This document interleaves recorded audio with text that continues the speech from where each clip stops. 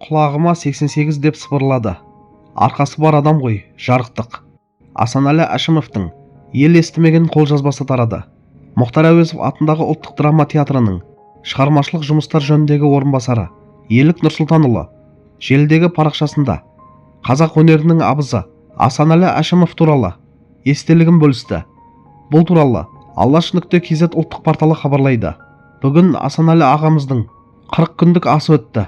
2022 жылғы күнделік қолжазбасында бүгін құлағыма 88 деп сыбырлады. Оған дейін әлі 4 жылым бар екен деп жазыпты. Арқасы бар адам ғой, жарықтық. Жатқан жері жарық, топырағы торқа болсын. Әумин, деп жазды Елік Нұрсұлтанұлы.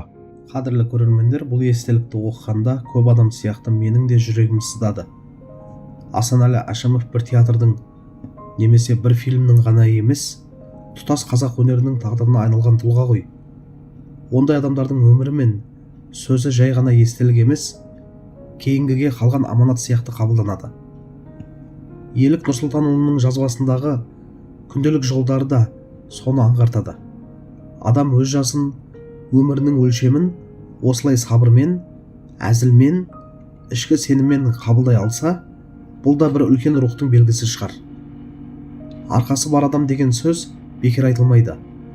Бұндай жандардың артында елдің ықыласы, халықтың батасы тұрады. Қарапайым халық үшін Асанәлі ағамыз экраннан көріп өскен әке, сахнадан таныған аға, сөзінен салмақ сезілетін тұлға.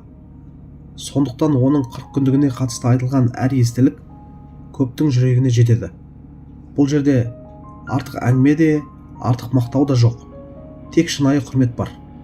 Осындай естеліктер арқылы біз өнер адамдарының да ет пен сүйектен жаралған, бірақ рухы биік екенін түсінеміз. Асанәлі Әшімовтың өмірі мен артында қалған ізі бүгінгі буынға ой салатын, қадірін ұқтырған үлкен сабақ деп ойлаймын.